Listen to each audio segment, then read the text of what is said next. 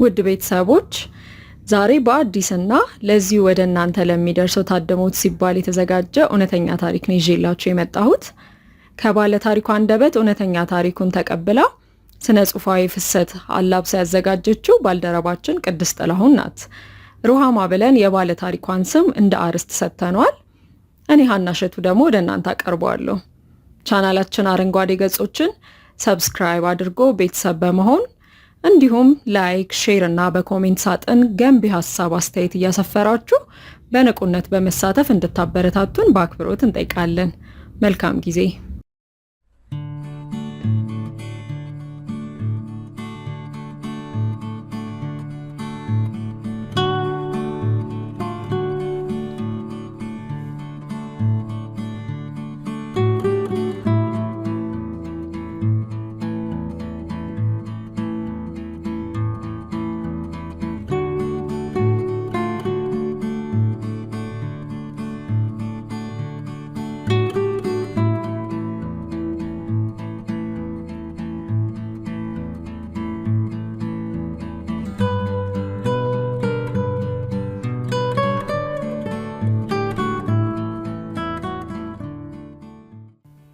ስሜ ሩሃማ ነው።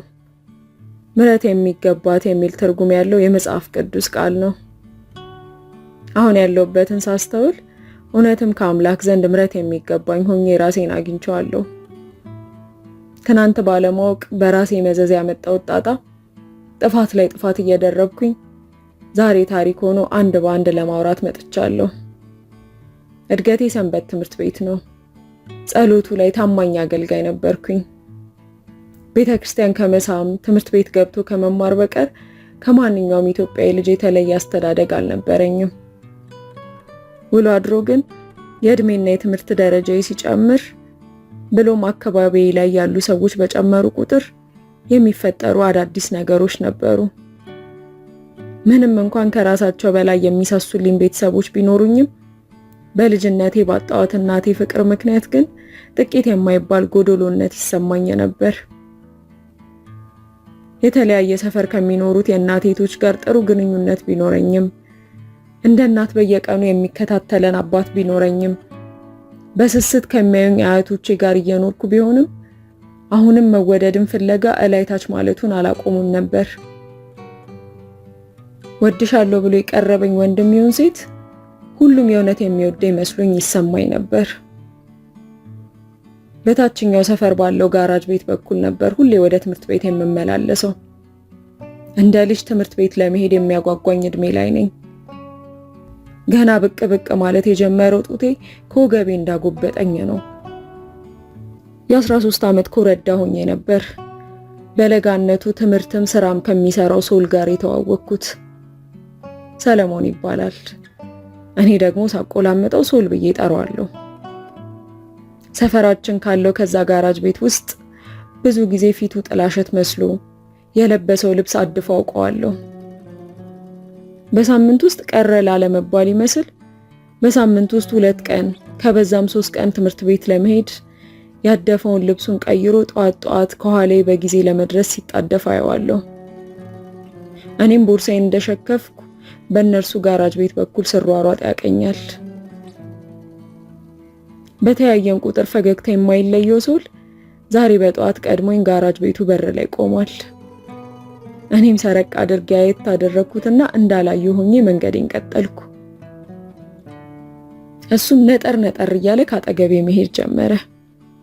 ምንም እንዳልመሰለኝ ለመሆን በሞክርም ፊቴ ላይ የሚያለበኝ ላብ ግን ድንብርብሬ እንደወጣ አጋልጦኛል። ከየት መጣ ያላልኩት ጭንቀት ተጫነኝ። ተጫዋቹና ቀልድ አዋቂ ሶል ግን ለዚህ ፋታ አልሰጠኝም። አይኑን ሰበር እያደረገ ጸጉሩን እየጠመለለ ያዋራኝ ጀመር። ቀስ እያለ ግን ጨዋታውም ወሬውም እየጣመኝ ጭንቀቴም እየለቀቀኝ ሲመጣ ትምህርት ቤታችን በር ላይ ደረስንና ቻው ተባብለን ተለያየን። በሶል ጨዋታ አዋቂነት የተጀመረው ትውውቃችን በየቀኑ ወደ ትምህርት ቤት አብሮ ወደ መሄድ ቀጠለ። ሁሌ ነግቶ በጠዋት ትምህርት ቤት መሄድ ከበፊት ይልቅ ያጓጓኝ ጀመር። ሳላስበው ከሶል ጋር የምናወራቸውን ወሬዎች፣ ቀልዶቹን፣ ሁሉን ነገር በሙሉ ወደድኩት። እሱም ቢሆን በስራ ምክንያት ትምህርቱን እርግፍ አድርጎ ትቶት የነበረ ቢሆንም ያለመደበትን ሳምንቱን ሙሉ ከኔ ጋር ትምህርት ቤት መሄድ ተያይዟል። የማላቃቸውን ወሬዎች፣ የማላቃቸውን አዳዲስ ቋንቋዎች ይነግረኛል። ከሱ አዳዲስ ነገር፣ አዳዲስ ጨዋታ ለመስማት በየጊዜው ጓጓ ጀመር። የማያውቀው የርዕስ አይነት የለም። እኔም የእውቀቱ ምንጭ ምን እንደሆነ ሁሌ ሳስበው ይገርመኝ ነበር። አንባቢ እንዳልሆነ አውቃለሁ፣ ነገር ግን ጥሩ ሰሚ በመሆኑ ያገኘው ባህሪ እንደሆነም አስባለሁ። ምክንያቱም አብረውት የሚሰሩት የጋራጅ ቤት ሰራተኞች በሙሉ ከእርሱ በእድሜ በለጥ ያሉ ወንዶች ናቸው። ከትምህርት ቤት አብረን ስንመለስ ሳይሆን ተጠቋቁሞ ሲሳሳቁና ሶልን ሲተርቡት ነው ማቃቸው። እኔ ግን ሁሌ ሳያቸው ያስፈሩኝ ነበር። የመኪና ዘይት ፊታቸው ላይ እንደተለደፈ፣ በኦይል ምክንያት ጠቁሮ ቀለሙን የቀየረው የስራ ልብሳቸው እንደለበሱ መሬት ላይ ተኝተው ሲሰሩ የመሬቱ አፈር አዋራ ባዋራ ያደረገው ጨብረር ያለ ጸጉራቸው እንደቆመ አፋቸው ውስጥ ሞልተው የሚያመነዥጉት ከንፈራቸው ላይ የቀረው አረንጓዴ ቅጠል እኔን ጨምሮ የአካባቢውን ሰው ሁሉ በጣም የሚያስፈራሩ ዱርዬ የሚባሉ ልጆች ነበሩ። እኔ ግን ትውውቄ ከሶል ጋር ብቻ እንደሆነ በማሰብ ትምህርት ቤት ከሱ ጋር አብሮ መሄድ ከዛም ተያይዞ ወደ ቤት መምጣት እኔን የረበሸኝ ነገር አልነበረም። የሆነ ቀን ጠዋት ሶል ዩኒፎርሙ እንደለበሰ መንገድ ላይ ቆሟል። ፊቱ ትክክል አይመስልም። ከወትሮ በተለየ መልኩ ፍዝዝ ቅዝዝ እንዳለ ትምህርት ቤት ደረስን። ከዛም ሩሂ በኋላ ወደ ቤት ስንሄድ የማዋራሽ ነገር አለኝ ብሎኝ እሺ እስክለው ሳይጠብቅ ወደ ውስጥ ገባ። የትምህርት ክፍለ ጊዜው ያልቆ ወደ ቤት መሄጃችን እንደደረሰም ሶል ቀድሞኝ ነበር ከግቢ ወጥቶ ቆሞ ይጠበቀኝ። ከዛም ቀስ እያለ መንገዳችንን ጀመርን። ሌላ ጊዜ ወሬ የማያልቅበት ሶል ዛሬ አፉ ተሳስሯል። እኔ ምን እንደሆነ ለመጠየቅ አልደፈርኩም። በዝምታ የሚለውን ለመስማት መጠባበቅ ጀመርኩ። እንደምንም ጓደኛዬ እንድትሆኝ ይፈልጋለሁ ብሎ በአንድ ትንፋሽ አወራ። እኔም ወዲያው ቀበል አደረኩና እንዴ ጓደኛሞች አይደለንም እንዴ አልኩት። ጓደኛዬ ማለት ፍቅረኛሞች እንድንሆን ፈልጋለሁ እያለ እኔን ለማስረዳት ጣቶቹን ማመናጨፍ ያዘ። ምን ማለት ነው እሱ ደግሞ? የኔ ጥያቄ ነበረ። በንዴት ፈትለክ ብሎ የሩጫ ያህል ራመድ እያለ ከፊቴ ተሰወረ። እኔም በሰዓቱ ያልገባኝን ጥያቄ መጠየቄ እንዲህ እንደሚያናድደው አልገመትኩም ነበር። ያለኝን ነገር በጥሞና ለማሰብ ሞከርኩ። ፍቅረኛ ስለመሆን ለመረዳት እድሜም አስተዳደጌም ተጽዕኖ አድርጎብኝ ስለነበር ያለውን ልረዳውና መልስ ልሰጠው ሳልችል ቀረው። ዝምታዬ ደግሞ ለእኔ ጓደኛዬ ብዬ ያልኩት ሶል ጠዋትና ማታ እንዳላገኘው ያደርገኛል ብዬ አላሰብኩም ነበር። በተደጋጋሚ ትምህርት ቤት ለመሄድ በራቸው ላይ ቆሜ በጠራውም ከርቀት የስራ ልብሱ እንደለበሰ በምልክት እንዲሄድ ይነግረኛል። አብሮት የሚሰሩት ጓደኞቹም ያለበት ሁኔታ ስላስጨነቃቸው መተው ስለ ነገሩ በደንብ ነገሩኝ። ስላልገባኝም ፍቅር ስለሚባለው ነገር በደንብ አብራርተው አስረዱኝ። እኔም አብሮ መውጣት መግባቱን ለምጄው ስለነበር ስለተብራራው ስሜት በግልጽ ባይገባኝም አብሮ የመሆኑን ነገር ግን ተስማማውበት። በዚህ ሁኔታ ከሶል ጋር እንዳለን 5 ዓመት ቆየን። ይህ ሁሉ ሲሆን ግን ቤተሰቦቼ ከእርሱ ጋር ያለኝን ግንኙነት እንዳቆም በተለያየ ጊዜ ያስጠነቅቁኝ ነበር። እኔም የሶል በየጊዜው መቀያየር አሰልችቶኝ ስለነበር ለመሸሽ ከቋፍ ላይ ነበርኩኝ። እንደሌላው ጊዜ ትምህርት ቤት የመሄጃ ጊዜ አልነበረውም። ከጓደኞቹ ጋር የጀመረው የጫት ሱስ ባህሪውን ቀያይሮታል። እንዲያቆምና ትምህርቱን ብቻ እንዲከታተል ብነግረውም እሱ ግን ሊሰማኝ ፈቃደኛ አልነበረም። እኔም ከዛ በላይ ላስጨንቀው ስላልፈለግኩ እንዲለወጥ ከመመኘት ውጪ ምንም ላደርግለት አልቻልኩም። ከቆይታ በኋላ ግን የነበረን ጓደኝነት ለእኔም ለእርሱም ወረት ሆኖብን ኖሮ ያለ ንግግር በጊዜ ሂደት ከተቋጨ ዓመት ሆነው። እኔም ደህንነቴና የኔ መማርና ትልቅ ቦታ መድረስ ለሚያሳስባቸው ቤተሰቦቼ ከሶል ጋር ያለኝን ግንኙነት አቁሜ ቃላቸውን አከበርኩ። ከዛም ሙሉ ትኩረቴ ወደ ትምህርቴ ዞረ። አልፎ አልፎ ከሚያመኝ በስተቀር ጤነኛ ነኝ። ከሁሉም በጣም የምወደው ትምህርት ደግሞ የሂሳብ ትምህርት ነበር። የበለጠ ደግሞ እንደወደው ያደረገኝ የሂሳብ መምህሬ ነበር። በእርሱ ክፍለ ጊዜ ካለኔ ማንም ብላክቦርድ አያጠፋም። ለመመለስ እጄን ካወጣው ማንም ቀድሞኝ አይመልስም ነበር። ሲመጣ ደብተሩና መጽሐፉን መቀበል፣ ሲሄድ ደግሞ እየተከተልኩኝ አብሬው መውጣት በክፍል ጓደኞቼ ፊት አሽቃባጭ አስባለኝ። እኔ ግን ለትምህርቱና ለመምህሩ ያለኝ ፍቅር ልዩ ስለነበር ነው። እኔ ብቻ ሳልሆን መምህሬም ለኔ ልዩ ትኩረት ነበረው። ውጤቴ የቀነሰ ሲመስለው ቢሮ ድረስ ያስጠራኝና ቁጭ ብሎ ከመከረኝ በኋላ የቀነሰውን ውጤቴን ያስተካክልልኝ ነበር። በኋላ ላይ ግን በተከታታይ ቢሮ ድረስ ያለ ምክንያት ያስጠራኝ ጀመር። በዚያን ሰሞን ለመመከርና ያልገባኝን ጥያቄ ለመረዳት በሚል ሰበብ እየተክለፈለፍኩ የሚሄድ ቢሆንም ግን ቢሮውን እኔ ከገባው በኋላ መቆለፍ ሲጀምር እየፈራሁት መጣሁ። እንዲያስረዳኝ የከፈትኩትን መጽሐፍ ድንገት ዝግትግት ያደርገውና ሲጠጋኝ ደነግጥ ጀመር። የሆነ ቀን እንዲሁ አሞኝ በመቅረቴ ምክንያት ያመለጠኝን የሂሳብ ፈተና ለመፈተን ፍቃድ ለመጠየቅ ወደ ቢሮ ሄድኩ። በተለመደው የማበረታቻ ጥሪው ጎበዟ ሩሂ እንዴት ነሽ ብሎ ከመቀመጫው ተነስቶ በፈገግታ ተቀበለኝና በሩን ለመዝጋት ተጣድፎ ሄደ። ነገሩን ሳላስተውለው ወንበሩ ላይ እንደተቀመጥኩ ከየት መጣ ሳልል ትከሻዬ ላይ እጁን ጣል አደረገና አሁን ተሽሎሻል አይደል አለኝ።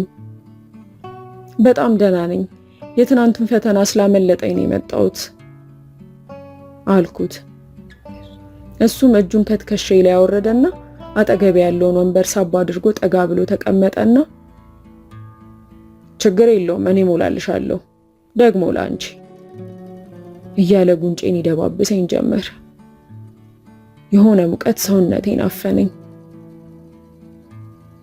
ከዛም በድንጋጤ ከነበርኩበት ተስፈንጥሬ ተነሳውና በፍጥነት ከቢሮው ወጣው።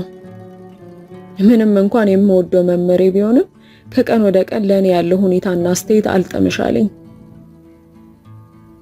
በእድሜም ሆነ በአካል ከኔ የሚበልጠው ጎበዙ የሂሳብ መምህር እንደ ተማሪ ሳይሆን እንደ ፍቅረኛ ሊያሽኮረመመኝ ሞከረ። በዚህ ሁኔታው ብዙም ሳይቆይ ግን አፍ አውጥቶ አብሮኝ ማደር እንደሚፈልግ ያለ ፍርሃት አይኑን አፍጥጦ ጠየቀኝ። በዚህ ምክንያት እወደው የነበረው መምህሬ ለአይኔ ያስጠላኝ። ውጤቴን እንዳያበላሽብኝ ግን ሁሌ በስጋት ነበር ትምህርቴን እየተከታተልኩ የነበረው። የኔን ሁኔታ ካየ በኋላ ብዙ ሊያስጨንቀኝ አልሞከረም። የገባው ይመስላል። ነገሩን ወደ ሌላ ነገር እንዲቀይረው ያደረገው ምክንያት ግን እስከዛሬም ይገርመኛል። የኔ እሱን ከልክ በላይ መቅረብ ምናልባት እንደ ምክንያት ሊቆጠር ይችል ይሆን? ይሁንና ግን ከሶል ጋር ለ5 ዓመታት በቆየንበት ወቅት ያላነሳብኝን ጉዳይ ደፋሩ ታላቅ የሂሳብ መምህር በሳምንቱ ያልገመትኩትን ጥያቄ ጠየቀኝ። እኔም ከመደንገጥና ከመናደድ ውጪ ነገሩን ለማንም ትንፍሽ ሳልለው ቀረሁ። ትኩረቴን ትምህርቴ ላይ ብቻ በማድረጌ ከራሴም ከሰዎችም ጋር በትግል ላይ ነበርኩ። ጓደኛ ለመያዝና ለመዝናናት እንኳን ጊዜ አጥቻለሁ። ትምህርቴ ብቻ ነበር የቅርብ ወዳጄ።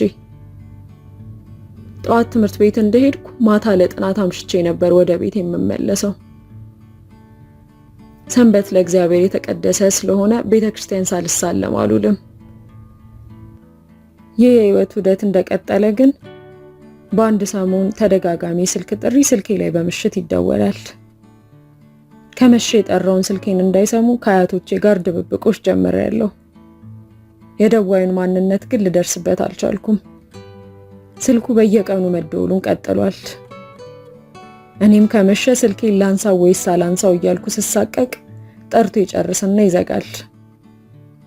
በኋላ ላይ ግን የደዋዩን ማንነት ለማጣራት በቀን ደወልኩኝ። በስልክ ውስጥ የሰማሁት ድምጽ ግን ልብን ትርክክ የሚያደርግ ነበር። ለደቂቃ ማውራት ሳልችል ዝም ብዬ ቀረሁ። እየተርበተበትኩ እዚህ ስልክ ላይ ሁሌ ይደወላል አልኩት። ልብን በሚሰርቀው ጎርነን ባለ ድምፁ ተሳስቼ ነበር፣ በጣም ይቅርታ ብሎኝ በአንድ ደቂቃ ወሬው ሊቋረጥ ሲል ቶሎ ቀበል አደረኩና አንዴ ብቻ አይደለም የተደወለው፣ በተደጋጋሚ ይደወላል፣ ተሳስተ ደግሞ ሊሆን አይችልም ብዬ ነገሩን ለማውጣጣት ሞከርኩ። እሱም ብዙም ሳያስተባብል ሊሆን ይችላል፣ ለማንኛውም እንተዋወቅ፣ ቴዲ ይባላለሁ ብሎኝ የባሰ ልቤን አቀለጠው። መልሼ ስሜን ለመንገር ቆየው። እያየኝ ይመስል የያዝኩት ስልክ በላብ ረጥቧል። ትንፋሼ ቁርጥ ቁርጥ ይላል። እየተርገበገበ የሚሰማው ድምጼ እንደምንም ሩሃማ የሚለውን ቃል አወጣ። ሌላ ጥያቄ ልጠይቀው አልቻልኩም። ወዲያውኑ ስልኩን ጆሮ ላይ ጠረቀምኩበት። ከዚህ በፊት ሰምቼ የማላውቀው ድምጽ ዛሬ እንደሆነ ነገር ሲያደርገኝ ተሰማኝ። ቴዲ የሚባል ስም ከዚህ በፊት ብሰማም በቅርበት የማውቀው ሰው ግን አልነበረም። ስሙም ድምጹም ለኔ አዲስ ነበር። ስልክ ላለማንሳት ከቤተሰቦቼ የምደበቀው ልጅ ዛሬን ለማውራት ምክንያት ሰበብ መፈለግ ጀመርኩ። ስልኬ ሲጠራ ብዙም አላቆየውም። እንደደወለ ወዲያውኑ ስልኩን ለማንሳት እጣደፍ ጀመር። ነክቶ እስኪመሽ መጓጓት ጀመርኩ። ከቀን ወደ ቀን ድምፁ፣ ንግግሩ፣ አስተሳሰቡ፣ ወሬው፣ ጨዋታው፣ ሁሉ ነገሩ እየገዛኝ መጣ። በርቀት ስወጣና ስገባ በአይኑ እንደሚከተለኝ ሁል ጊዜ ይነግረኛል። እኔ ግን አንድም ቀን እንዳየሁት አልተሰማኝም። በስልክ የጀመረው የኔና የቴዲ ግንኙነት በአካል ቀጠለ። ከድምፁ በላይ ደም ግባት ያለው ቆንጆ ነበር። በስልክ ትንፋሽ እስከሚያጥረኝ ነበር። በአካል ከዛ በላይ ነው የሆንኩት። አይኑን ቀና ብዬ ማየት ያስፈራኝ ነበር። ከሚርገበገበው ድምፄ በተጨማሪ አይኔ ወዲያና ወዲህ ይንቀለቀልብኛል። እጄ አንዴ ጸጉሬን አንዴ ደግሞ ፊቴን እየነካ አንድ ቦታ ማረፍ ተስኖታል። አንድ ቃል በወጣ ቁጥር አብሮት የሚመታው ልቤ አሁን ካሁን ሁኔታዬን አሳበቀብኝ እያልኩ በሰቀቀን ቆየው። ቴዲ ወንዳ ወንድ ነበር። እንኳን እኔ አብረን ቁጭ ብለን ባለንበት የምታልፈዋ የሔዋን ዘር ስታየው ትፈዛለች። በዚህ መልኩ እኔን መቅረቡ ደግሞ ከመልኩና ከድምፁ ጋር ተደምሮ ማረከኝ። በቃላት ተብራርቶ የተነገረኝ ፍቅር ዛሬ በስሜት ተገለጸልኝ። የማፍቀርን ትርጉም ተረዳው። ቴዲ ሳይነግረኝ ቀድሜው እኔ ወደድኩት። አፍ አውጥቼ ግን ልነግረው አልቻልኩም። በየቀኑ ስልክ ማውራታችንን ቀጥለናል። ቴዲ ሲደውል እንደ ሕፃን ነበር ቤት ውስጥ የሚያደርገኝ። ለህይወቴ ትርጉም የሰጠኝ መሰለኝ። ለትምህርቴ ሞራልና ትጋትን ጨምሮልኛል። አዲስ ነገር ያጣው ልቤ ዛሬ አዲስ ያውም ተብራርቶ የማያልቅ ደስታ ያለበት አዲስ ነገር ያገኘ ይመስላል። ከስልኩ በተጨማሪ አልፎ አልፎ ውጪ እንገናኝ ነበር። ሰፈራችን ትንሽ ቢራራቅም እኔ ግን ነይ ያለኝ ቦታ ስከንፍ ሄዳለሁ። ቴዲ በአንድ ምሽት በዛ በሚስረቀረቀው ድምፁ ሩህዬ በጣም ወድጄሻለሁ ማለቴ አፍቅሬሻለሁ አለኝ። በስልክ ውስጥ እንኳን ልደብቀው ያልቻልኩት ደስታዬ ወጣ። ላንገራግርም ሆነ ደግሜ ለማሰብ አልሞከርኩም። ስጠብቀው የነበረ ነገር እንደሆነ ነግሬው የዛን ምሽት ከቴዲ ጋር ፍቅር ጀመርን። ከቴዲ ውጪ ሌላ ምንም ነገር አልታይሽ ብሎኛል። አብዛኛውን ጊዜ በስልክ የምናወራ ቢሆንም አልፎ አልፎ ጭር ያሉ ቦታዎች ላይ መገናኘታችን የተለመደ ነገር ነበር። አንድ ቀን እንደተለመደው ማንም የማይረብሸን ቦታ ነው ብሎኝ ይዞኝ አንድ ቤት ውስጥ ገባን። ከሚባለው በላይ ከእርሱ ጋር መሆን በጣም ያስደስተኝ ነበር። ነገር ግን ክፍል ውስጥ ከገባን በኋላ መልኩ ተቀየረ። በፊት ከተቀመጠበት አልጋው ጠርዝ ትንሽ ቀረብ ብሎ ማውራት ጀመረ። የምወደውን ድምፁንና ወሬውን ተመስጬ በፈገግታ ከመስማት በቀር ምንም ነገር አልጠረጠርኩም። መልኩም ድምፁም ካፈዘዘኝ ቆይቻለሁ። መብራቱ ደብዘዝ ብሏል። ጸጥታው ደህንነት እንዲሰማኝ አድርጎኛል። ከእርሱ ጋር ብቻ ማውራት፣ ከእርሱ ጋር ብቻ አብሮ መሆን ከምለው በላይ ሰላም ሰጥቶኛል። የምወደውን ድምፁን ወደ ጆሮዬ ጠጋ እያለ ያሰማኝ ጀመር። በጆሮዬ የሚንሾካሾከው ቀሉ ሲያስቀኝ ቆየ። ሁልጊዜም ተፈላጊ እንደሆንኩ እንዲሰማኝ የሚያደርጉት የአድናቆት ቃሎቹ ዛሬም ቆንጆ መሆኔን ለመናገር አልደከሙም። ዝም ብዬ መስማቴን ቀጥያለሁ። ጥቂት እንደቆየ ግን ነገሮች መቀየር ጀመሩ። ከወሬው ቀጠሎ የተጠጋኝ ትንፋሹ አንገቴን ያሞቀው ጀመር። ጮክ ብለን የምንስቀው ሳቃችን መቀነስ ጀመረ። ወደ እኔ እየቀረበ መጣ። እኔም ወደ ኋላ መሸሽ ጀመርኩ። ፈገግታው ባንዴ ተቀይሮ እየተስለመለመ ሳየው አይኖቹ አስፈሩኝ። ምቾት አልተሰማኝም። ባንዴ የሆነ ሙቀት አጨናነቀኝ። ልሸሸው በሞክርም ይበልጥ እየተጠጋኝ መጣ። ሁኔታው በጣም ስላስጨነቀኝ ጥዬው ለመውጣት ከፊቴ ደረቱን ገፋ አደረኩት። እሱም ድንግጥ አለና በሹክሹክታ አይኑን እንዳስለመለመ እኔ በጣም ነው ማፈቅርሽ፣ አትጨነቂ አለ። እኔ ግን አለመጨነቅ አልቻልኩም። ሁኔታዬን መረዳት እንኳን ሳይችል አሁንም ተጠግቶኝ ሰውነቴን ይደባብሰኝ ጀመር። እኔም ከሙቀቱ እየሸሸው ይህን ለማድረግ እድሜ አልደረሰም፣ በዛ ላይ ድንግል ነኝ ብዬ ብዙ ሞገትኩት። እሱም ቀበል አደረገና በፍጹም አታስቢ፣ እሱም በማይነካ መልኩ ነው የምናደርገው፣ አትፍሪ ብሎ ነገሩን ቀለል አድርጎ ያደፋፈረኝ ጀመር። ቀድሞውኑም ራሱን ጥሎ እልም ብሎ በፍቅሩ ያበደው ልቤ ትንሽ ሲያግባባው እንዳለው አብሬው ያልጋ ላይ ፍቅር ጨዋታን ከእርሱ ጋር ለማሳለፍ ተስማማው። ልቤንም ክብሬንም በድምፁ ለማረከኝ ቴዲ ያስረከብኩት። ሲወራ እንኳን ሰምቼ ስለማላቀው ያልጋ ላይ ጨዋታ ዛሬ በዚህ እድሜ ቴዲ ሁሉንም ነገር አንድ በአንድ አሳየኝ። ሁለታችንም ጋር ፍቅር የደረጀ ይመስላል። ከዛ ቀን በኋላ ያ ምሽት ፍቅሬን ያሞቀልኝ እሳት የሆነልኝ መሰለኝ። ትንሽ ሲቆይ ግን ቀድሞ ሊያጋየኝ እንደሚችል አላሰብኩም።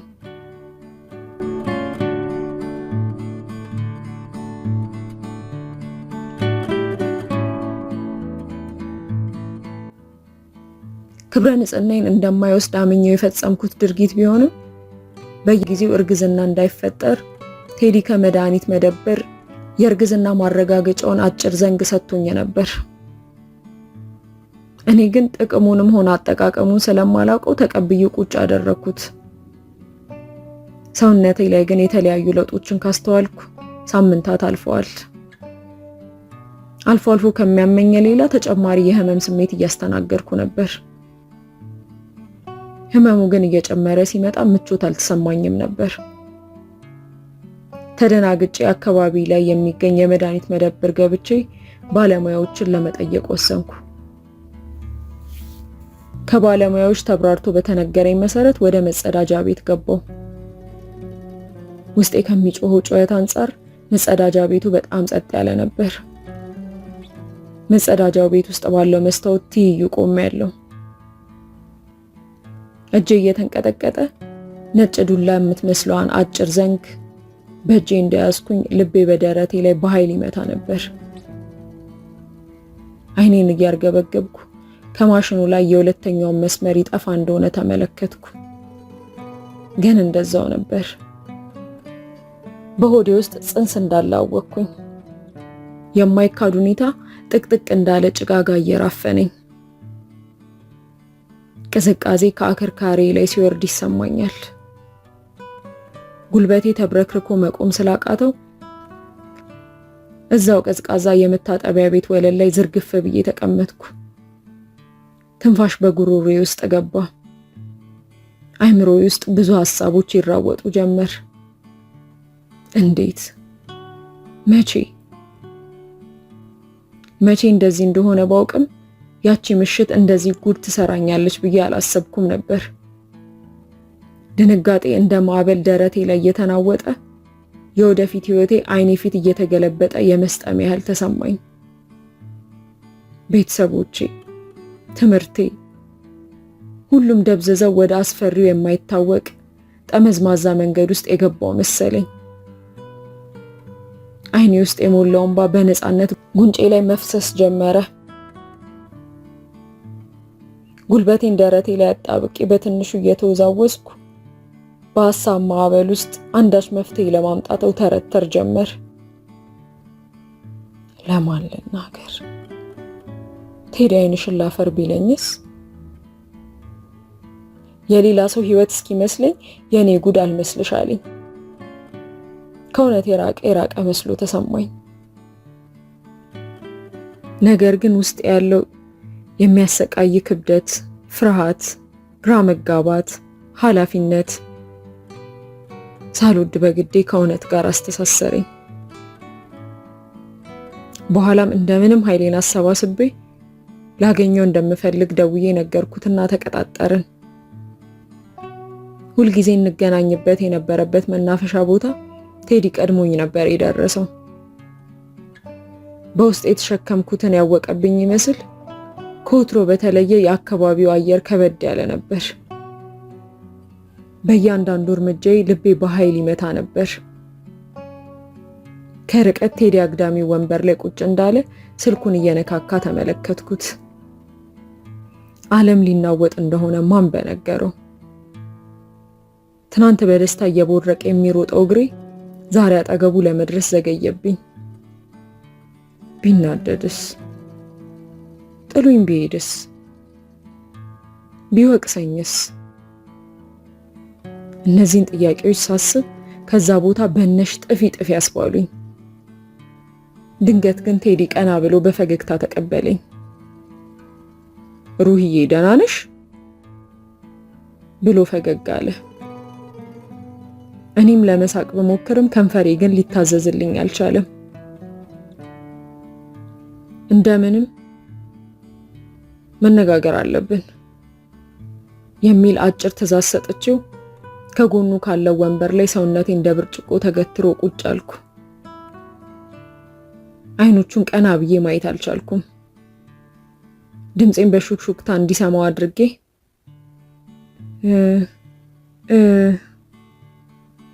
ማለት ስጀምር ዞር ብሎ ተመለከተኝና ድንግጥ እንደማለት ብሎ የሆንኩትን እንድነግረው አደፋፈረኝ። የሚንቀጠቀጠውን ትንፋሼን ወስጄ ጣቶቼ በጭኔ ውስጥ አንድ ላይ እየተሻሹ አርግዣለሁ የሚለውን ቃል ያለ ማብራሪያ ፈረጥኩት። ረጅም ጸጥታ ሆነ። የሰማ ይመስሎኛል፣ ግን ድምፁን እንዳጠፋ መሬቱን ሲያይቆየ ከብዙ ዝምታ በኋላ ራሱን እየነቀነቀ እሺ፣ ግን ይህንን ነገር መፍታት የምንችልበት መፍትሄ መፈለግ አለብን። ወደ ክሊኒክ እንሄዳለን። ከዛም ሲል ልቤ ዘለለ። ከዛስ? ደንግጬ እያፈጠጥኩበት ምን ለማድረግ ነው ክሊኒክ የምንሄደው? ግራ በመጋባት ውስጥ ሆኜ ጠየቅኩት። ጽንሱን ማስወረድ በጣም ጥሩ አማራጭ ነው ሩሂ። እስቲ አስቢው፣ ቤተሰቦቻችን፣ ትምህርታችን፣ ስንት ነገር እንደሚበላሽብን አታውቂም? አለኝ አይኖቹ ጎልተው እያፈጠጡብኝ። የጎድን አጥንቶቼ ውስጥ እንደሚወድቅ አይነት ባዶ ስሜት እየተሰማኝ ነው። ቴዲ ውርጃ እንድንፈጽም ሲወስንብኝ ለኔ ደህንነት ቅንጣት ታክል እንኳን ያሰበ አይመስልም። እናም ከትናንቱ ይልቅ ፍርሃቴ ጨመረ። የማላብራራው ከባድ የሆነ ስጋት ውስጥ ገባው። ከስጋዬ ላይ የሆነ ነገር ሊቦጨቅ ያለ መሰለኝ። ለመውለድ ዝግጁ ባልሆንም ግን ሳላስበው ለመጣብኝ እርግዝና ማስወረድ ተጨማሪ ዱብዳ ሆነብኝ። የወንድና የሴት ያልጋ ላይ ጨዋታ ጭራሽ የማላውቅ የነበርኩት ልጅ እድሜ ገና ሳይደርስ ጽንስ ለማስወረድ በቃው። እኔም ቴዲን በጣም ወደው ስለነበረ ከቃሉ ልወጣ አልቻልኩም። ምናልባት ከሚበላሽብን ህይወታችን አንጻር ውርጃ ትክክለኛ አማራጭ እንደሆነ ተሰማኝ። ከዛም ያለ ቤተሰቦቼ እውቅና ከቴዲ ጋር ክሊኒክ ሄድን። እንደገባን ብዙም የሰው እንቅስቃሴ አይታይም ነበር። ከማውቃቸው ሐኪም ቤቶች ለየት ያለ ይመስላል። ታካሚም ወይም ታማሚ የሚመስሉ ሰዎችም አይታዩኝም። ከሁለት ነጭ የለበሱ ነርሶች በስተቀር ክሊኒኩ በጸጥታ ተውጧል። ሰውነቴ በረዶ እንደሆነ በዝግታ መራመድ ቀጥያለሁ። እጄን ጠበቅ አድርጎ ይዞኝ ደህና መሆን አለመሆኔን ረጋ ብሎ ጠየቀኝ። አፌ መናገር ሳይችል ጭንቅላቴን በመነቅነቅ መለስኩለት። ብዙም ሳይቆይ አንዲት ነርስ መታ ወደ ውስጥ እንድገባ ጠቆመችኝ። አሁንም በዝግታ እንዳለው ተከተልኳት። ክፍል ውስጥ ካለ አልጋ ላይ ጋደም ብዬ ሌላኛዋ ሴት እየገፋች ወደ ተኛውበት አልጋ ቀረበች። እነሱ የለመዱት ራዕይ ይመስላል። እየተቀባበሉ መነጋገራቸውን ቀጥለዋል። ለኔ ግን እዛ ጋ ያለው ነገር በሙሉ ሁሉም ነገር አዲስ ነበር። ለሰዓታት ጣራው ላይ ትኩር ብዬ እያየው እንደደነዘዝኩ ቀርቻለሁ። የህመም ስሜት ሰውነቴን ሲወረኝ ይሰማኛል። ደግሞ ሆዴ ባዶ ሲሆን ተሰማኝ። በአካል ብቻ ሳይሆን ከውስጤ የሆነ ነገር የወጣ መሰለኝ። ውሳኔውን ወስኜ ጨርሻለሁ። ከዛም አልፎ ክሊኒክ ድረስ ሄጄ ውርጃ ሂደቱን አልቆ ወደ ቤት ድምፄን አጥፍቼ ገባው። ውስጤን ግን ጸጸት አይሉት ስም የሌለው ሐዘን ሞልቶኛል። ከቴዲ ጋር ተስማምተን ያደረኩት ነገር እንደሆነ ለራሴ ለመንገር ሞከርኩ። ብዙም ሳይቆይ ግን ውስጤን የሞላው የመከፋት፣ የህመም፣ የባዶነት ስሜት በእንባይ እንደ ማዕበል ገንፍሎ መነፋረቅ ጀመርኩ። ግራ የመጋባት የጥፋተኝነት ስሜት ህሊናዬ ውስጥ እየተራወጠ ይከሰኛል። መፍትሄ ብዬ የወሰንኩት ውሳኔ ወደድኩም ጠላሁም መጸጸቴ ምንም ላይ ያመጣ ሁሉንም ነገር በፍጥነት ተከስቷል። ሚስጥሬን ከሰውነቴ ህመም ጋር አንድ ላይ ደብቄ ከቤተሰቦቼ ፊት ምንም እንዳልተፈጠረ አስመሰልኩ። የዛን ዕለት ምሽት ስልኬ የመልእክት ድምፅ አሰማ። ቴዲ ነበር። ሩህዬ፣ ያልኩሽን ስለሰማሽ አመሰግናለሁ ሩህዬ፣ ነገ እንገናኝም ይል ነበር። ምንም መልስ ሳልጽፍለት የጻፈውን ቃላቶቹን እያነበብኩ ቆየው። ድንግልናሽን በማይነካ መልኩ ነው ግንኙነት የምናደርገው ያለኝን ምሽት አስታወስኩ። ከሱ ጋር እዛ ጨዋታ ውስጥ የገባውበትን አጋጣሚና ሁኔታ ሳይቀር በእንባዬ ራሱ ትራሴ ውስጥ እንደተንተራስኩ ማሰቤን ቀጠልኩ። ሰውነቴ ረፍት ሲያገኝ ጥቂት ያገገመ መሰለኝ። ልቤ ግን ለመዳን ጊዜ ወስዶበታል። በቀጣዮቹ ቀናት ቴዲ በትኩረት ይከታተለኝ ጀመር። በየቀኑ ማታ ማታ እየደወለ ያንን አስረቅራቂ ድምፁን በፍቅር ቃላት ያሽጎደጉድልኝ ነበር። ደፋርና የዋህ እንደሆንኩኝ የሚነግሩኝ ቃላቶቹ ዛሬም ቆንጆ እንደሆንኩ ለመናገር አልደከሙም። ነገር ግን ስለተፈጠረው ነገር በጭራሽ አንዴም አላነሳብኝም። ከትናንቱ የበለጠ ግንኙነታችን እየጠነከረ መጣ። እንደገና ወደ ፈገግታዬ ተመለስኩ። እስካገኘው መጓጓት ጀመርኩ።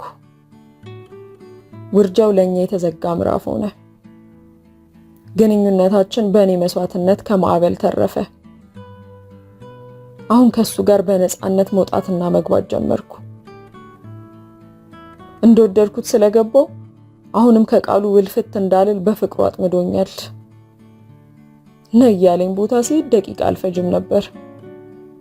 እሱ ግን እኔ ያለሁበት መምጣት በጭራሽ አይፈልግም። አልፎ አልፎ ይሄ ነገሩ ቢያበሳጨኝም እኔ ግን ሲጠራኝ እየበረርኩ ካለበት እሰየማለሁ። እንደ በፊቱ ብቻችንን አንድ ክፍል ቤት ውስጥ መቆየት አሁን አላስፈራሽ ብሎኛል። ሳያስገድደኝ በፈቃዴ ክንዱ ላይ መሽቶ ይነጋል። እሱም በፍቅር ቃል እኔን ማሽመድመዱን ተያይዞታል። አልፎ አልፎ የማይጥመው ንግግሬን በኃይለ ቃል ሊያስቆመውና ድንገት ተነስቶ ቅይር ከማለቱ በቀር እኔም ለሱ መገዛቴን ወድጄዋለሁ። አንድ ቀን ምሽት ግን እንደተለመደው አይነት የህመም ስሜት በጸጥታ መጣ።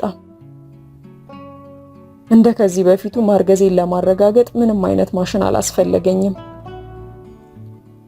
የተደረገውንና ሊመጣ ያለውን ለመረዳት ጥቂትም ቢሆን በጊዜ ብዛት የዳበረ አይምሮ አግኝቻለሁ። ከዚያም ያለምንም ፍርሃትና ስጋት በቀላሉ ለቴዲ ስነግረው ግን የሰጠኝ ምላሽ የሚያስደነግጥና ያልጠበቅኩት ነበር። እንደነገርኩት አይኑን አፈጠጠብኝና በፍጥነት ትዕግስት እንዳጣ ሰው አፉ ቀደም ቀደም እያለ መቀለድ አለብሽ ብሎ አጉረመረመ።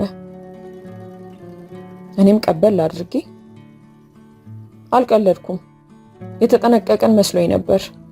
የባለፈው ራሱ እንዴት እንደተፈጠረ አልገባኝም። አሁን የቴዲ ሁኔታ ስላስደነገጠኝ ንግግሬ ተቋረጠ። ድንገት ሳላስበው አውቀሽ ህይወቴን ለማበላሸት ዝግጁ ሳንሆን ብሎ በቁጣ የጀመረውን ንግግሩን ሳይጨርስ ጉንጬን በጥፊ አሞቀኝ። ደንግጬ እንደደረኩ ቀረው። ብቻዬን ያመጣው ጣጣ ይመስል ጥፋተኛ ተብዬ በማፈቅረው ልጅ ተመታው። አፌን ከፍቼ መልስ ልሰጠው አይደለም ቀና ብዬ አይኑን ማየት ፈራው። ምንም መልስ አልሰጠሁትም። ብድግ ብዬ ካጠገቡ ሄድኩ። እሱም እንድመለስ ሳያንገራግርና ያደረገው ቅንጣት ሳይጸጸተው መንገዱን ቀይሮ ከኔ ተቃራኒ ፈረጠጠ። ነገሮችን ለብቻ ተጋፍጬ መዋጋት የማይታሰብ ነው። በድጋሚ ውርጃ መፈጸም ለጤኔ እንደማያሰጋኝ ባውቅም የማያከራክር አማራጭ እንደሆነ ከራሴ ጋር ተማክሬ ወሰንኩ። በአሁኑ ለብቻዬ ጉዴን ከሆዴ ነቅዬ አወጣሁት። የህመሙ ስሜት ከቴዲ ክህደትና ጥላቻ ጋር ተደምሮ ውስጤን አደካክሞኛል። ከሁለተኛው ውርጃ በኋላ ያ በአንድ ወቅት ማዕበል ውስጥ እጄን የያዘኝ ቴዲ ዛሬ ቀና ብሎ አይኔን ለማየት ጠልቶኛል። ከህመሙ ጋር ያላስቻለኝ የቴዲ ፍቅር ስልኩ ላይ ደውዬ ድምፁን ለመስማት አስመኘኝ። ግን ትናንት በጆሮዬ ተሽቀዳድመው የሚሰሙኝ ቃላቶቹ ዛሬ ግን ጉትት ብለውብኛል። እወድሻለሁ የሚለው የፍቅር ቃል በአንድ ጀንበር በስድብ ተቀይሯል። ያ ሁሉ የማውቀው አክብሮትና ፍቅር ዛሬ የት እንደገባ ሳላውቅ ግትር ባህሪው ፍቅሬ ላይ እንዲጨክንበት አደረገው። ብዙ ስለርሱ የማውቀው ነገር በሙሉ እየደበዘዘ መጣ። እሱን ላለማስከፋት 2 ጊዜ እስከ ማስወረድ የሄድኩባቸው ርቀቶች በሙሉ ተራ አድርጓቸው እንደ ቀላል ጥሎ ለመሄድ ወስኗል። ከማልቀስ ውጪ አማራጭ አልነበረኝም። እንደለመድኩት ማንም እንዳይሰማኝ ድምፄን አፍኜ ትራሴ ውስጥ ገባው። የዛለው ሰውነቴ ከአይምሮዬ ጋር አቅም የሚባል ነገር አሳጥቶኛል። ጥቅም አልባነት ተሰማኝ። ጥቂት የማይባሉ የድባቴ ቀናቶችን በቴዲ ምክንያት አሳለፍኩ። ለራሴ ከተሰማኝ የበታችነት ስሜት በላይ ልቤ ላይ ያደባው የቴዲ ፍቅር ሳትጠብቆ ያነፋርቀኛል። ደጋግሜ ላገኘው በሞክርም ጥላቻውን ግን በተግባር ላይ ያሳየኝ፣ ድምፁንም ደብዛውንም አጠፋ። ልቤ ሲንሸራተት ይሰማኛል። የመጀመሪያ ፍቅሬን በዚህ መልኩ በማጣቴ ከፍቶኛል። ወድጄ የምማረው ትምህርት፣ ቀድሞውንም እየተመላለሰ ያመኝ የነበረው ህመም ከፈጸምኩት ውርጃ ጋር ተደምሮ ጤናዬ በመቃወሱ ምክንያት እንደ ልቤ ትምህርቴን መቀጠል አልቻልኩም። ልቤ ላይ የበረታውን ህመም ግን ማንም ሊያስተውለው አልቻለም። ግራ እስኪገባኝ ቴዲ እንቅልፌን፣ ጤናዬን፣ ሰላሜን ነሳኝ። ለራሴ ልሰጠው የምችለው መፍትሄ አጣሁ።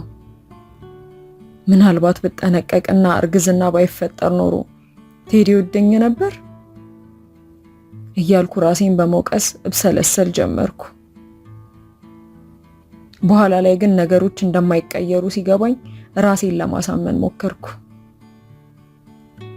አንድ ምሽት በመስታወቱ ትይዩ ራሴን ተመለከትኩትና ከራሴ ጋር ማውራት ጀመርኩ። ይህ ፍቅር ነው ወይስ ብቻ ያለ መሆን ፍላጎት? ለረጅም ሰዓታት ራሴን ትክ ብዬ ሳይ ከቆየው በኋላ ምላሽ ያላገኘሁለት ጥያቄ ሆኖ ቀረ። ከቴዲ ጋር ለሳምንታት ሳንገናኝ ቆየን።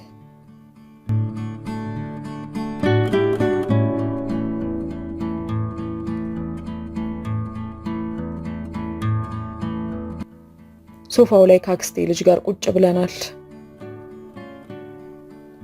በሰዓቱ ስለነበርኩበት ሁኔታ የማስረዳው ሰው አልነበረምና ሀናን ካጠገቤ ማግኘት ለኔ ትንሽ መረጋጋትን ፈጥሮልኛል።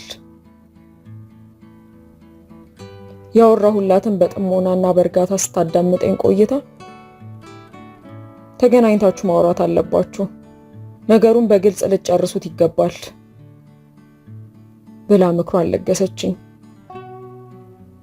እኔም ያልቆረጠለት ልቤ በሐሳብ ከሚብሰለሰል በእኔ በኩል ፈልጌ ያጣሁትን ፍቅሬን በአክስቴ ልጅ አማካኝነት አገኘው እንደሆን ብዬ ተስፋ አደረግኩኝ። ከዛም በሌላኛው ቀን ከሀና መልስ ጥበቃ ስልኳን ደጋግሜ ባይም ላገኛት ግን አልቻልኩም። እስክትደውል በጉጉት መጠበቅ ያስኩኝ። በቆየችበት ጊዜ የተለያዩ አሉባልታዎች ከተለያዩ ሰዎች መስማት ጀመርኩኝ።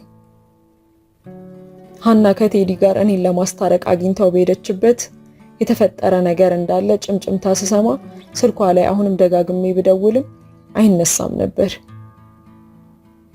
ነገሩን በሰማውበት ቀን ሌሊት ላይ በነገርና በድንጋጤ ስከነከን ሌሊቱ አልቆ ንጋት ሆነ። እኔ ግን ንዴት ፊቴን እንዳጨለመው አፍጥጬ ቁጭ ብያለሁ። ድንገት ስልክ ተደወለልኝ። ሀና ነበረች። ድምጿ እየተንቀጠቀጠ ያለችበት ካፌ እንድመጣ ነገረችኝ። ደግሜ ሳልጠይቃት ስበር ያለችበት ቦታ ደረስኩ። ሀና ጠግ ካለው የካፌ ወንበር ላይ ጭምት ብላ ተቀምጣለች። ልክ እንዳየዋት ግሎ የነበረው አካሌ ቀዘቀዘ። በኋላም ካፌ ሊወጣ የነበረውን የስድብና ንዴት ውርጅብኝ መልሼ ውጪው ከተቀመጠችበት ወንበር አጠገብ ተቀመጥኩ። እንዳየችኝ እንባዋን እያዘነበች የተፈጠረውን አጫወተችኝ። ለመነጋገር በቀጠረኝ ቦታ ነው ይሄ የተፈጠረው። ሩሂ ተሳሳትኩ ብላ እግሬ ላይ በጸጸት አነባች። የቴዲ መልክና ቁመና ጮሌ ከሆነው ምላሱ ጋር እንዴት እያንደረደረ ወደ አልጋ ሊወስዳት እንደሚችል መገመት አልከበደኝም። እንደምንም ንዴቴን ዋጥ አድርጌ ቀና ብዬ አይኗን ሳላይ ከእግሬ ጎትቼ ያነሳዋት። እዛው ካፌ ውስጥ ጸጥታ ሰፈነ። ቴዲም ዘግይቶ ነበር የመጣው። ልክ ሳየው ደግሞ ይባስ ንዴቴ ፊቴ ላይ ይታይ ነበር። እሱ ግን ሁለታችንንም እንደምንም ሳይቆጥረን እጁን ኪስ ውስጥ እንደከተተ መነጽሩን ገርግዶ ወንበሩን ሳባ አደረገና ዘርጋ ብሎ ተቀመጠ። ወደ ኋላው ደገፍ አለና ክንዶቹን በወንበሩ ወዲያና ወዲያ አሻግሮ በንቀት አስተያየት ያየን ጀመር። ድንገት ሳላስበው ከተቀመጥኩበት ወንበር ፈንጠር ብዬ ተነሳው። አሁን ፍርሃት ሳይሆን ንዴት ነበር የሚያንቀጠቅጠኝ። ብዙ ነገር ማለት እየፈለግኩ ግን ምንም ነገር መናገር አልቻልኩም ነበር። እንደምንም ካንተ ጋር እስካሁን መቆየቴ ስህተት ነበር ብዬው እየተመናቀርኩ ወጣው። የነደደው ንዴቴና እልሄ አይኖቼ ላይ ይጣራ ነበር። ፊቴ እንደገረጣ ነበር። ሀና እየሮጠች ከኋላ ተከተለኝ ከካፌው ወጥተን በር ላይ ቆመናል። ሁለታችንም በተለያየ መንገድ በዚህ ክፉ ሰው ተበላሽተናል። ትክክል ባልሆነ መንገድ ውስጥ በፍቅር መውደቅ ምን ያህል ቀላል እንዳልሆነ ከበፊት ይልቅ ተገነዘብኩ። ከቴዲ ጋር የነበረኝ ጊዜ ለመልካም እንደሆነ አሰብኩት። የማልፈልገውን ሰምቼ ልቤም ከሱ የሚቆርጥበት ምክንያት አገኘ። የዛን ዕለት ምሽት ቤት እንደገባው የቴዲን ስልክ ቁጥር ብላክ ሊስት ውስጥ አስገባሁት። ነፃነቴንም ለራሴ በሰላማዊ መንገድ ሰጠሁት።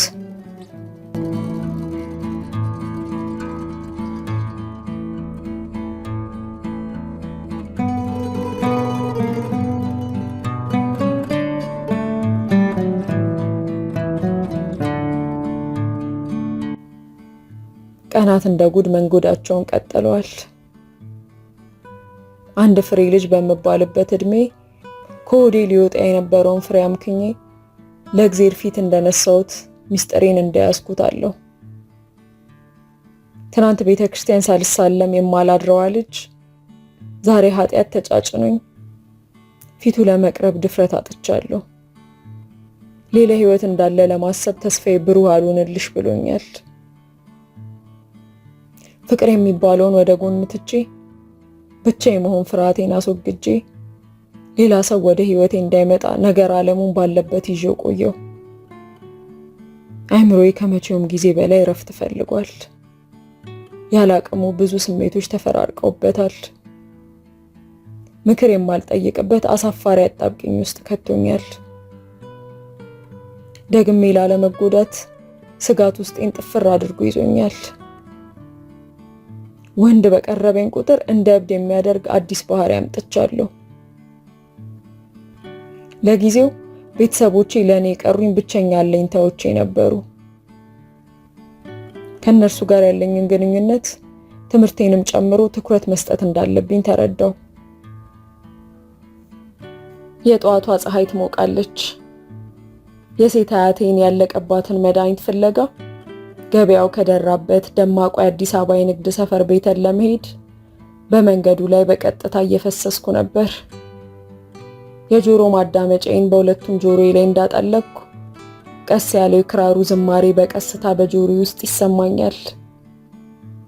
ከህይወት ብዙ እንደተማረ ሰው በጥንቃቄና በቀስታ አካባቢው ላይ የሚገኙትን የመድኃኒት መደብሮች መቃኘት ይዣለሁ።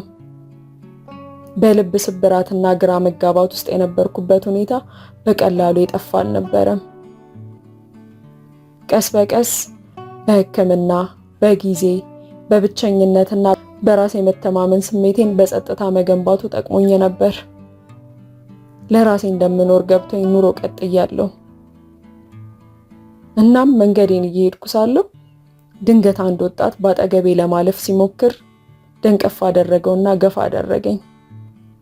ቀና ብዬ ተመለከትኩት። እሱም ወዲያው ይቅርታ አለኝ፣ ሞቅ ባለና ትንሽ በሚያፍር ፈገግታ። የተረጋጉ አይኖች ነበሩት። ረጋ ያለ ደግ ይመስላል። የተጠቀለለ እጀታ ያለው ሸሚዝ ለብሷል። እኔም ችግር የለውም አልኩት ከጆሮዬ ጀርባ ወጣ ያለውን የፊት ፀጉሬን ሸጎጥ እያደረኩ።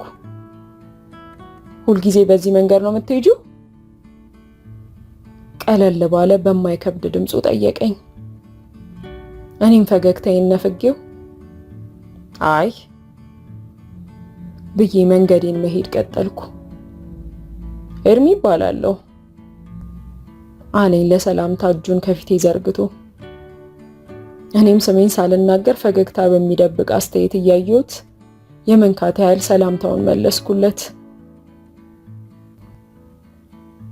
ሮጥ ሮጥ እያለ የሚከተለኝን ይህን ወጣት የሚያወራውን ወሬ ለመስማት ጆሮዬ ላይ የነበረውን ማዳመጫ አውልቄ ተራ የሚባሉ ወሬዎችን እያወራን እኩል መሄድ ጀመርን። ካለፈው ክህደት፣ ከቀድሞ ግንኙነት ትርምስ በኋላ ብዙም የማይጠቅም ግን ደግሞ የማይረብሽ የመንገድ ላይ ጨዋታ ነበር። አንዳንድ ወንዶች እንደ ሁለተኛ ቆዳ እንደሚለብሱት ኩራትና ውበት ከጨዋታው ጋር ለብሶ በሚገርም ሁኔታ ሁሉን አስረስቶኛል። ስልክ ቁጥሬን ሲጠይቀኝ አንድ ጊዜ ብቻ ብግደረደርም ከዛ በላይ ግን ብዙም ላስለፈልፈው አልፈለኩም። እንደ ባለፈው አይነት ችግር ላለመፍጠር ጓደኝነት ብቻ ብዬ ስልክ ቁጥሬን ሰጠሁት። እርሱም ጊዜ ሳይፈጅ የዛን ዕለት ማታውኑ ደወለልኝ። ማታ የተደወለው ስልክ ለደቂቃ ብቻ አልነበረም። ለሰዓታት ያለማቋረጥ ማውራት ጀመርን። ቀልዱ ለዛ ነበረው። ቀን ላይ ስፈልጉ የነበረውን የአያቴን መድኃኒት እንዳገኘሁት ከመጠየቅ ጀምሮ በመንገዳችን ላይ ያየናቸውን የታዘብናቸውን የባጤ ቆጡን በዝርዝር ስንጫወት አመሸን። ወሬያችንን ያቆምነው ነገ ለመገናኘት እንደተስማማን ነበር። በነጋታውን በቀጠሮ ሰዓት ፀሐዩን ሽሽት በዣንጥላዬ እንደተጠለልኩ ካሌ መናፈሻ ቦታ ደረስኩ። ትናንት የተዋወቅን አንመስልም ነበር። ለዓመታት እንደሚተዋወቅ ሰው ነበር ወሬ ሁሉ የደረው። ወሬውም ዝምታውም የሚያስቸግር አልነበረም። ያግባባን የጋራ ታሪክ ያለን ይመስል ንግግሩ መሃል የኔም ሐሳብ ሲገባበት ሳቅን ይፈጥር ነበር። እዛው መናፈሻ ካለው አግዳሚው ወንበር ላይ እንደተቀመጥን የሰማዩ መስመር ጀርባ ልትገባ ያለችውን ፀሐይ እስክትገባ ተከተልናት።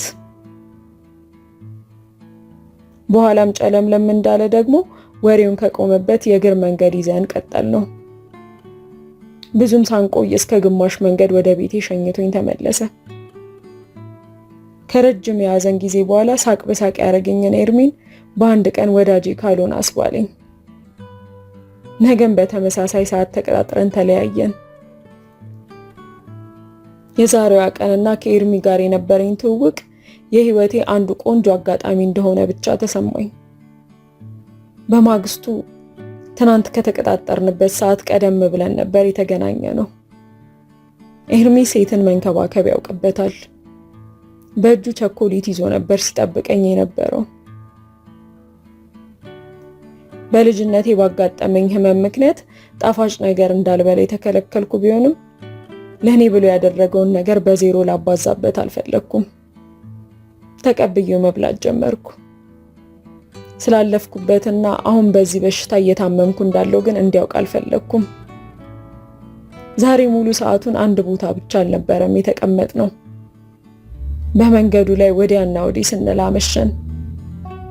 ከመሻገሪያው አስፓልት ላይ እጅ ለእጅ እንደተያያዝን ስንራወጥ፣ በየመደብሩ የተሰቀሉትን የእጅ ጌጦች ስንለካ እንደ ሕፃን እየቦረቅን አመሸን።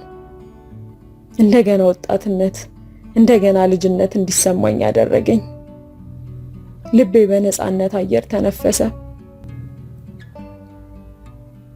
ድንገት ከተቀመጥንበት አንዱ የመንገድ ላይ ወንበር የማታው ጨረቃ ምሽት ላይ ካሉ የመንገድ ላይ መብራቶች ጋር ደምቀው ቀዝቀዝ ያለው አየር እየነፈሰ ደገፍገፍ ብለን ተቀምጠናል። ይህ ብርሃን የተሰማኝን የመጨረሻ ቀን አላስታውሰውም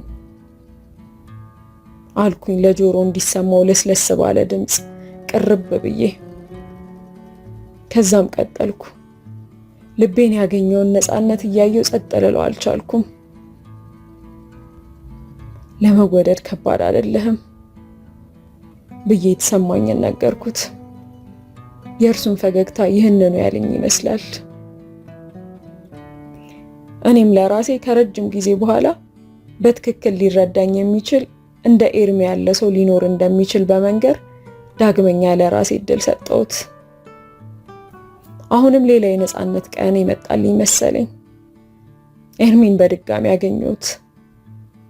ብዙ ሳቅ፣ ብዙ ጨዋታ ከጧት ጀምሮ የጀመረን አብረን አረፈድን።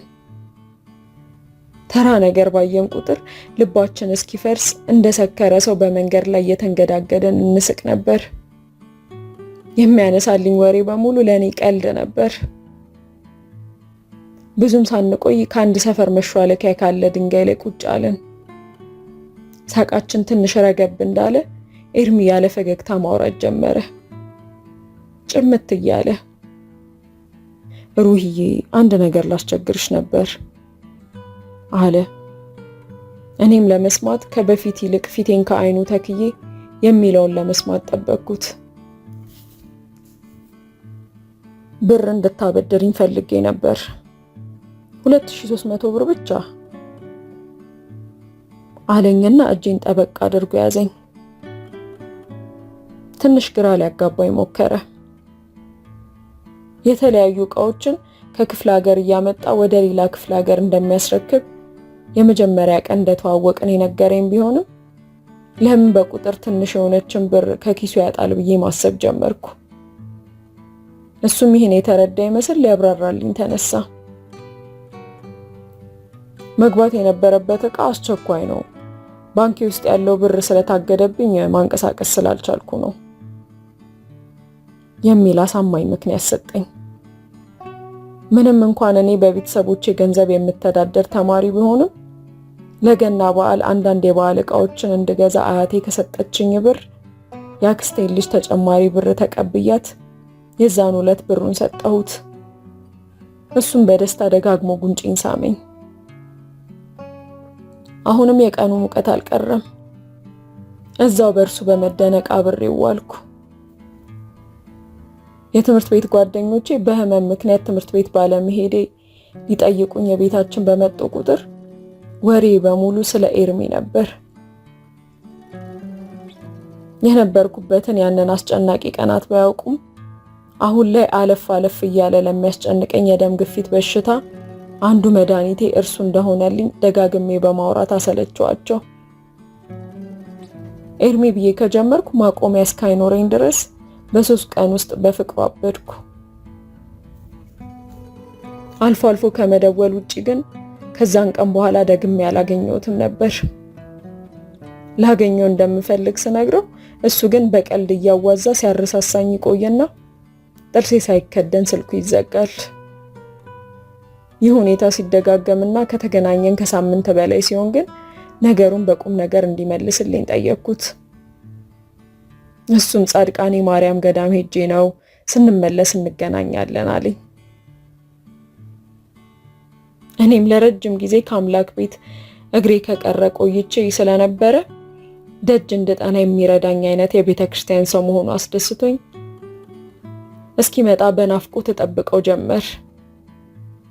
በዚህ ሁሉ ጊዜ ግን አንድም ቀን ስለሰጠሁት ብር አላነሳልኝም ነበር። ግን ቀኑ በሄደ ጊዜና የበዓሉ ቀን እየቀረበ በመጣ ቁጥር ብሩን ከየት አምጥቼ ልመልስ እንደምችል ሐሳብ ገባኝ። እርሱን ግን ጠይቄው እንዲመልስልኝ አልፈለኩም። ከ3 ሳምንት በኋላም በመጨረሻ የምወደውን ኤርሚን ለማግኘት ዝግጅት ማድረግ ያዝኩ።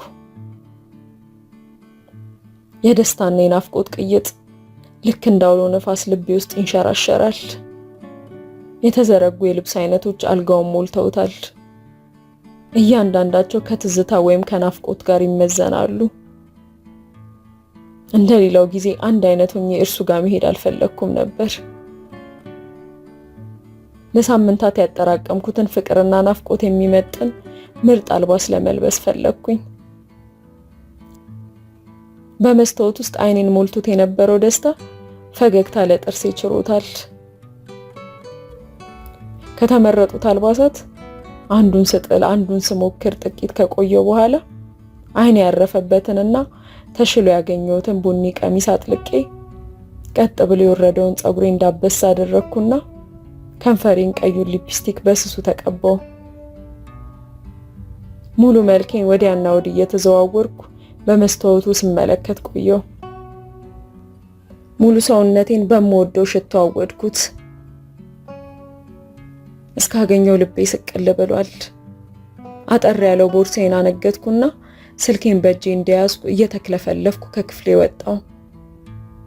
በእድሜ ገፋ ላሉት አያቶቼ ብዙም ማብራራት ሳይጠበቅብኝ በጊዜ እንደምመጣ ነግሬያቸው በሩን ከፍቼ ወጣው። ከፍ ባለው ጫማዬ እግረኛው መንገድ ላይ ረጋ ጠንቀቅ ብዬ እየሄድኩ ነው።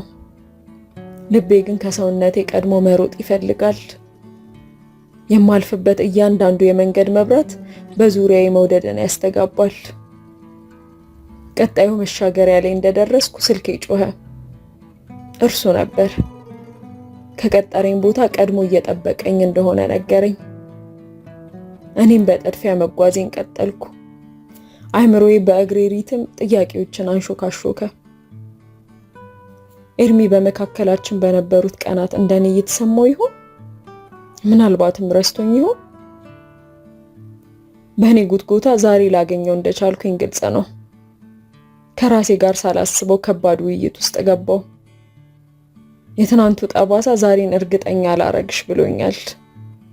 አይደለም በ3 ቀን በ3 ዓመትና በ5 ዓመት አብሮኝ የነበሩ የቀድሞ ፍቅረኞቼ እንኳን ጥለውኝ ለመሄድ አልከበዳቸውም።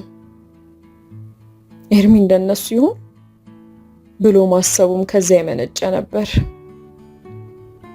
ብዙ ቀጥ ያሉ መንገዶችን በሐሳብ ሰው ጠነጠን ተጓዝኩኝ። ነገሩ እውነታ የሌለው ተራ ስጋት እንደሆነ ለራሴ ለማሳመን ሙከራ ላይ ነበርኩ። በኋላም የተቀጣጠርንበት ቦታ ደረስኩ። በፈገግታ ተቀበለኝ። እንዳየሁት ተጠመጠምኩበት። እሱም እጆቹን ከወገቤ እንዳቆላለፈ ቆየ። ናፍቆት መፍትሄ አግኝቶ አካል ከአካል ሲነካካ ጥቂት በረድ አለ። ጨዋታው እንደደራ ቀጠለ። ምሽት ላይ ከሚደምቀው አንድ ካፌ ላይ እንደተቀመጥን ነበር። ጥርስ የማያስከድኑት ወሬዎቹ ዛሬም ያስገለፍጡኛል። ሁልጊዜ እንደዚህ ነው። ነገር ግን መሃል ላይ አይኑ ቅዥቅዥ ማለቱ ሐሳቤን እየሰረቀው መጣ። ሰዎች ባጠገባችን ባለፉ ቁጥር ጠምዘዝ እያለ እየዞረ እስኪቀመጡ ይከተላቸዋል። ድንገት ወሬውን ገታ ያደርግና አይኑን ጠረጴዛ ላይ ይተክላል። ጣቶቹ በቡናው ሲኒ ጠርዝ ይጫወታሉ። አይኖቹ ወደ ታች ዝቅ እንዳሉ ትከሻው የተሸነፈ ይመስል ከጀርባው ጎበጥ ብሎ ተቀምጧል። ቀድሞውንም ሁኔታው ግራ እያጋባኝ አልጥምሽ ብሎኝ ነበር። ለዛ ያለው ቀልዱ እንዳለ ቢሆንም አልፎ አልፎ የሚያሳየኝ ፊት ግን የሆነ ነገር እንደገጠመው ያስረዳል። በረጅሙ መተንፈስ ጀመረ። ውስጡ የቋጠረው የሆነ ነገር ያለ ይመስላል። እስክጠይቀው አልጠበቀም። መጥፎ ሁኔታ ውስጥ ነኝ። የተባለው ዕቃ እስካሁን አልገባም። ሙሉ በሙሉ ኪሳራ ውስጥ ነኝ አለኝ። እኔም በደመ ነፍስ እጄን ጠረጴዛው ላይ ያደረኩት። አይምሮዬ ወደፊት እየሮጠ የሚባለውን ችግር ለመፍታት ይችል ዘንድ አተኩሬ ተመለከትኩት። ባለፈው ቤተክርስቲያን ብዙ ወጪዎች ነበሩብኝ። የሄድኩበት ገዳም የሶላር መብራት አስገባው እና ከ100,000 ብር በላይ ወጪ አደረኩ ሲል ማብራሪያውን ቀጠለ። በሚቀጥለው የቤት ኪራይ መሸፈን እንደምችል እንኳን አላውቅም እያለ እጁን ጭንቅላቱ ላይ ደግፍ አደረገ። ነፃነቴ ወዲያውኑ ወደ ጭንቀት ተቀየረ። ቀስ ብዬ ለምን እስካሁን አልነገርከኝም አልኩት። ላስጨንቅሽ አልፈለኩም ነበር መልሱ። ምንም እንኳን በቤተሰቦቼ ገንዘብ የምተዳደር ቢሆንም ለእርሱ የሚሆን ገንዘብ ላገኝለት ግን አልችልም። የዛን ምሽት የዋ ልቤ ለኤርሚ ያዝኖለት ወደ ቤቱ ተመለሰ። ሌሊቱን ሙሉ ሲያስጨንቀኝ አደረ። ምንም አይነት መፍትሄ ግን ላገኝለት አልቻልኩም። በሌላኛው ቀን ጠዋት እንደተለመደው ቀኔ ተጀመረ። የሚያስፈልጉ የቤት ዕቃዎችን ለመግዛት ቦርሳዬን በትከሻዬ ላይ ጣል አድርጌ በተጨናነቀው ገበያ እየተራመድኩ ነበር። ከነገረኝ ውጥረቱ ከረዳው ብዬ ያለ ፕሮግራም አግኝቼው ላስደነቀው አሰብኩ። ለጊዜው ከከተማ ውስጥ አብሮት ከሚሰራው ጓደኛው ጋር አዲስ ስራ ለመጀመር እንደሚገናኙ ነግሮኝ ነበር። የነገረኝ ቦታ ሳልነግረው ሄጄ ለማግኘት መንገዴን ቀይሬ ወደ እርሱ ከሄድኩኝ በኋላ በቦታው ስደርስ ግን ቦታው ላይ አልነበረም። ስልኩ ላይ ለመደወል በሞክርም ስልኩ አይሰራም ነበር። ያሰበው ነገር ባለመሳካቱ የገባበት ችግር ብዙ እንዳስጨነቀው ተሰማኝ። ከጎኑ ሆኜ ነገሮችን ለማስተካከል ስራ መጀመር እንዳለብኝ ተረዳው። የጧቷ ፀሐይ ሙቀት መስጠት ከጀመረች ቆይታለች። ፀሐዩን ለመሸሽ እግረኛ በማይበዛበት ቀጥ ባለው መንገድ ጥላጥላውን መሄዴን ቀጥያለሁ። ድንገት ቀና ስል ያየሁትን ግን ማመን አልቻልኩም። ኤርሚ ከአንዱ መኪና በር ላይ ተለጥፎ ነበር። ሁኔታው ግራ ስላጋባኝ ልጠራው አልፈለኩም ነበር። አይኔን ሳልነቅል ነገሩን መከታተል ጀመርኩ። እጁ በስራ የተጠመደ ይመስላል፣ ግን የሚሰራውን ነገር በውል ላውቀው አልቻልኩም።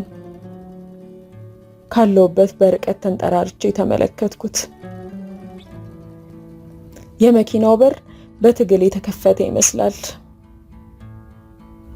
በኋላም ከመኪናው ከኋለኛው ወንበር ላይ ተለቅ ያለ ቦርሳና የሆነ ነገር በእጁ ጨብጦ ወደ ኪሱ ከተተ። የዚህን ጊዜ ገንዘብ እንደነበረ መገመት አላቃተኝም።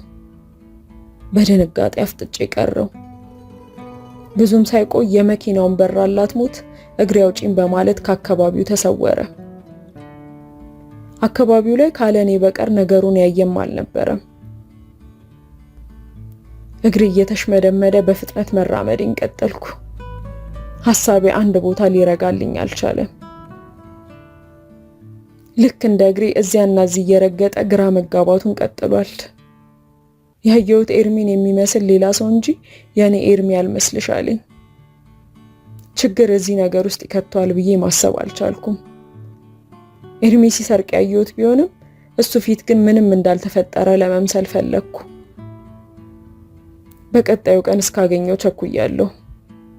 ሁኔታውን በደንብ ማጤን እንዳለብኝ ተሰምቶኛል። ነገር ግን ብቻዬን ያቀድኩት ነገር ሁሉ አይኑን ሳየው ድምጥማጡ ይጠፋል። ሳልፈልግ ልቤ ሲያዝንለት ብቻ ይሰማኛል። ምሽት ላይ በተለመደው ቦታ ተገናኘን። አየሩ ቀዝቀዝ ይል ነበር። እኔ ግን ሰውነቴ በንዴት እንደጋለ ነው። ኤርሚ ነጠር እያለ አጠገቤ ካለው ወንበር ላይ ተቀመጠ። ከዛም እንደ ትናንቱ ምንም እንዳልተፈጠረ አይኖቹን እያሻሸ ያለፈው ጊዜ ጀመረልኝን ሮሮ ይቀጥልልኝ ጀመር። በፊት ያዘነለት ልቤ ዛሬ ግን በድንጋጤ ስሜት አልባ ሆኖ ደንዝዟል። እንደሌላው ጊዜ ነፃነት አልተሰማኝም። ፊቴ ፍም መምሰሉን አስተውሎት ነበር። አመመሽ እንዴ አለኝ ድምፁን ለስለስ አድርጎ። እኔም ከራሴ ጋር ከገባውበት የንዴት እሳት ወጥቼ ለመረጋጋት ሞከርኩና አይ ደህና ነኝ፣ ሁኔታ ስላስጨነቀኝ ነው ብዬ ለእኔም ያልጠበቅኩትን ምላሽ መለስኩለት። እሱም ሳቃለና ክንዱ በትከሻዬ ላይ ተጠመጠመ። ወደ ደረቱም ጎተት አደረገኝና በቅፉ ውስጥ ሸጎጥ አደረገኝ። የጎድን አጥንቶቼ መካከል እንደ መስታወት ቁርጥራጭ የሚዋጋ ያህል ከባድ ሚስጥር ህሊናዬ ውስጥ አለ። በእርሱ ቤት ምንም አልተፈጠረም። ያንን ማንም ሊያየው አይችልም ብሎ ያሰበውን ጥፋት ከነ ክደቱ ትከሻው ላይ ለኔ ብቻ ይታየ ነበር።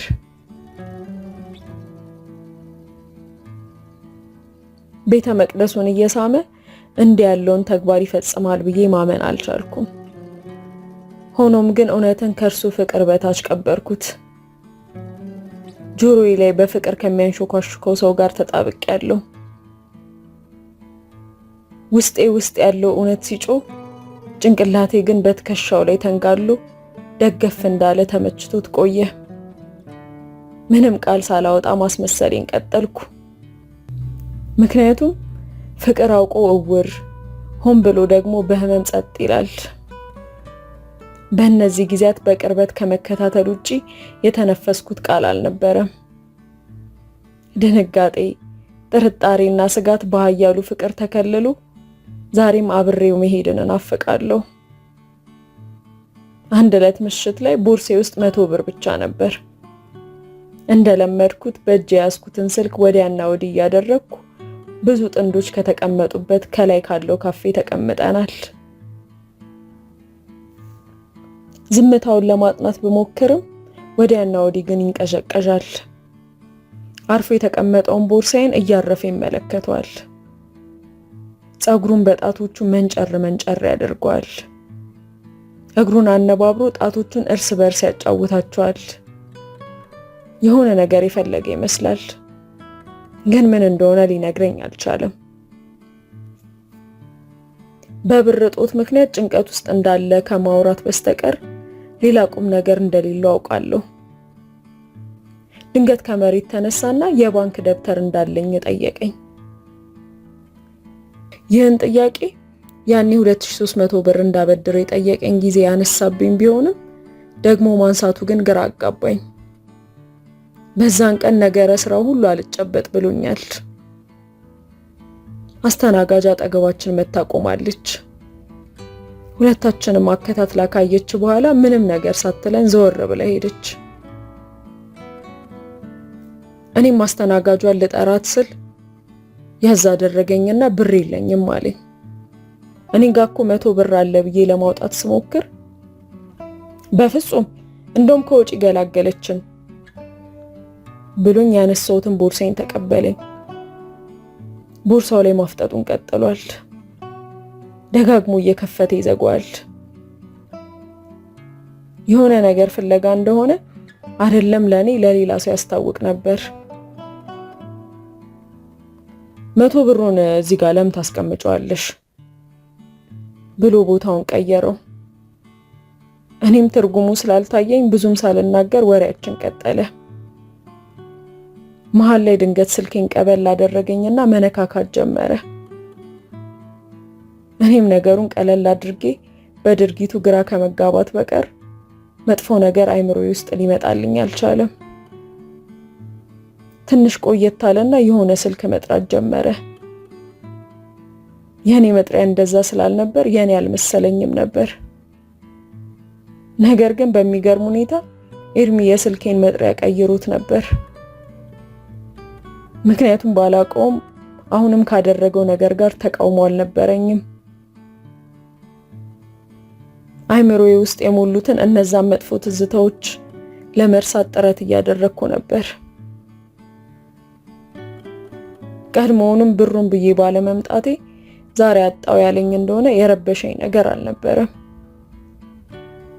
ነገር ግን ገንዘብ ለማግኘት የሄደበትን የሌብነት መንገድ ካየው በኋላ ከፊቴ ችግረኛ ለመምሰል የሚያደርገውን ድርጊት እያስመሰለ እንደሆነ ካወቅኩ በኋላ ዛሬ ግን የባሰ የማላውቀው ሰው እስኪመስለኝ ድረስ ፈጠን አለብኝ።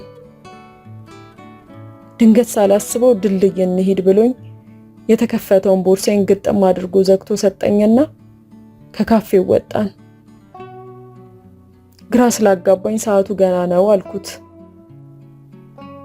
እሱም ቆጣ ብሎ ሴት ልጅ በጊዜ ወደ ቤቷ ካልገባች ደስ አይለኝም፣ ስለመሸ እንሂድ ብሎኝ መሄድ ጀመርን። ከደቂቃዎች በኋላ ግን የአክስቴ ልጅ ጋር ለመደወል ስልኬን ከቦርሳዬ ለማውጣት ሞከርኩ። እሱ ግን ይህንን እንዳደርግ አልፈቀደልኝም። በኔ ስልክ ደውያ እያለ አፉ ተንተባተበ። ችግር የለውም አንተ ለራስ ችግር ላይ ነህ፣ በራሴ እደውላለሁ አልኩትና አጥብቆ የዘጋውን ቦርሳዬን ለመክፈት መታገል ጀመርኩ። ከመጀመሪያው ውስጤ እንደነበረው ጥርጣሬ እውነትም ቦርሳው ውስጥ ስልኬ አልነበረም። ከዛም ደንግጬ በቀስታ ወደሱ ዞር አልኩና ስልኬን አይተሃል አልኩት። አይ አለኝና ተራ ነገር ለማድረግ እየጣረ ወዲያና ወዲህ ካለ በኋላ ትንሽ ሄድ ብሎ ተመልሶ መጣ። ላንተ ሰጥቼክ ነበር አይደል ብዬ ጠንከር ባለ አማርኛ ጠየቅኩት። እሱም ቀበል አድርጎ አሃ ስልኬን ሰርቃል እያልሽ ነው ብሎ አይኑን አጉረጠረጠ። ንግግሬን ነቀፌታ አድርጎ በትንሽ ነገር ለወጠው። ጥያቄን ወደ ግል ጥቃት ቀየረው። የስልኬን መጥፋት ሳይሆን ሳልለው የተሰማውን ስሜት ከንግግሬ እያጣመመ ከእውነት ዙሪያ መዞር ጀመረ። ከዛ በላይ እንዳፋጠጠው እድሉን አልሰጠኝም። ተከታትለው እየጮሁ ካፉ የሚወጡት ቃሎች ጥርጣሬን አረጋገጡልኝ። ላረጋጋው ሞከርኩ። ምናልባት ለቀልድ ወሰርክ እንደሆነ? ንግግሬን አላስጨረሰኝም። መፈተሽ ትችያለሽ፣ እንደዚህ እንደምትጠረጥሪኝ አላውቅም ነበር እያለ ሞግተኝ ጀመር። በድንጋጤ ፊቴ ላበላብ ሆኗል። እጄ እየተንቀጠቀጠ እንደዛ ማለት አይደለም አልኩት። በአንድ በኩል ልፈትሸውም እየቃጣው፣ ግን እሱ ስልኬን ያየም አይመስልም። ለመፈተሽ ኪሱ ብገባና ስልኬን ባላገኘው ራሴ ላይ የማመጣው ጣጣ አሳሰበኝ። አይኖቹን ማየት ሲያቅተኝ ታየኝ። ድንገት ጥፋቱ ወደ እኔ ዞሯል። ስልኬን እንዳልፈልግ እርሱ ጥፋተኛ በመደረጉ ምክንያት በተሰማው ስሜት ስለሱ ሙግት ይዘናል። ምንም ተጨማሪ ነገር ልናገር አልቻልኩም። ደብዘዝ ካለው የመንገድ መብራት ላይ ተነጣጥለን ተፋጠን ቆመናል። ዝምታ በመካከላችን ሰፍኗል። ኤርሚ ወገቡን እንደያዘ ከንፈሩን በጥርሱ ነከስ አድርጎ ቆሟል። ግራ እንደገባኝ ቦርሳዬ የሌላ ክፍል ያለው ይመስል ስበረብር ቆየው፣ ግን ስልኬ ቦርሳው ውስጥ አልነበረም። ከዛም ከፊት ለፊት ተጠጋኝና በሁለቱም እጆቹ ትከሻዬን ጨበጥ አደረገውና ከፈለግሽ እኔ ስልኩን ገዛልሻለሁ፣ ምንም ችግር የለውም አለኝ። ከዛም በከንፈሩ ደጋግሞ ግንባሬን ሳም አደረገኝ። ጠበቅ አድርጎ እንዳቀፈኝ ከቆምንበት ለመሄድ ተነሳን። የፍቅር ሙዚቃው ቀጠለ። የሚወድልኝን የዋህነቴን ደጋግሞ አንጎራጎረልኝ። ቀስ ብሎ አሁንም ደጋግሞ ግንባሬን ሳመኝ። ያጉረጠረጡት አይኖቹ ተስለምልመው ያዩኝ ጀመር። ወደ ቤቴ ወደሚወስደው መንገድ ሸኘኝ። ነገሩ ከአካባቢው አየር ጋር እንደ በረዶ እንዳደረገኝ በደመ ነፍስ መሄድን ቀጥያለሁ። በኋላም ታክሲ ተራ ጋር እንደደረስን እኔን ታክሲ ውስጥ አስገብቶኝ ጥቂት ካባበለኝ በኋላ መሄድ እንዳለበት ነግሮኝ እየተጣደፈ ከታክሲ ወርዶ በመንገዱ ላይ ራመድ እያለ ሄደ። ታክሲው ከሐሳቤ እኩል መሄዱን ቀጥሏል። ባስበው አላልቅ ያለኝን የኤርሚን ሁኔታ እቤት እስክደርስ እንኳን አልለቀቀኝም። ልቤ ግን የነገረኝ አንድ እውነት ነበር፣ የማይካድ ሀቅ። ልቤን የሰረቀው ኤርሚ አሁን ደግሞ ስልኬን ሰርቆኛል። የፍቅር ሌባ ነው የመውደድ የሚለውን ዜማ ያቀነቀነችው ሴት ምን ነው የኔን ሌባ አይታ የስልኩን ጨምራ አዝማች በሰራችለት አስባለኝ። ነገ ደግሞ ምን ይሰርቀኝ ይሆን? እነዛ እኔን ከገባውበት ስብራት ያወጡኝ የፍቅር ቀናት በክህደት የሚቋጭ አልመስልሻለኝ። ባዶን ቦርሳዬን ከነባዶ እምነቴ ጋር ይዤ ወደ ቤት ከገባው በኋላ እንኳን ከስልኬ መጥፋት በላይ በኤርሚ መወሰዱ አንገበገበኝ። ላግኝሽ ቢለኝ ስልኬን ይመልስልኝ እንደው እያልኩ ጓጓ ነበር። ኤርሚን በጭራሽ አላወቅኩትም። ራሴን ከመስተዋቱ ትይዩ እንዳቆምኩት አሁንም በድጋሚ ከራሴ ጋር ማውራት ጀመርኩ። ፍቅር ነው ወይስ ብቻ የመሆን ፍርሃት ነው ከኤርሚ ጋር ፍቅር እንድጀምር ያደረገኝ አስባለኝ። በትንሽ ጊዜያት የብዙ ጊዜ ህመሜን ያከመልኝ የመሰለኝ ኤርሚ ከስልኬ ጋር አብሮ ከጠፋ ረጅም ጊዜያት ሆነውታል። ቢሆንም ግን ገርና የዋህ ልቤ አሁንም መምጣቱን በመጠባበቅ ላይ ነው። ነፍሴ ከነስጋቷ ከናፍቆት አላረፈችም። ፍቅር እኔ ጋር አንዳንዴ ይውር፣ አንዳንዴ ደግሞ እየታመምኩ በጸጥታ መሰቃየት ነው። ይለወጣል በሚል ተስፋ መጠበቁ እስካሁን አላደከመኝም። የገባበት የማጣት ችግር እዚህ ነገር ውስጥ እንደከተተው አድርጌ ዛሬም መከራከርለታለሁ። መቼ እንደሆነ ባላውቅም አንድ ቀን እንደሚመጣ በማሰብ እየጠበቅኩት ነው። ልቤም እስኪመለስልኝ በተስፋ ጎዳና ላይ እንደቆምኩ ነግቶ ይመሻል።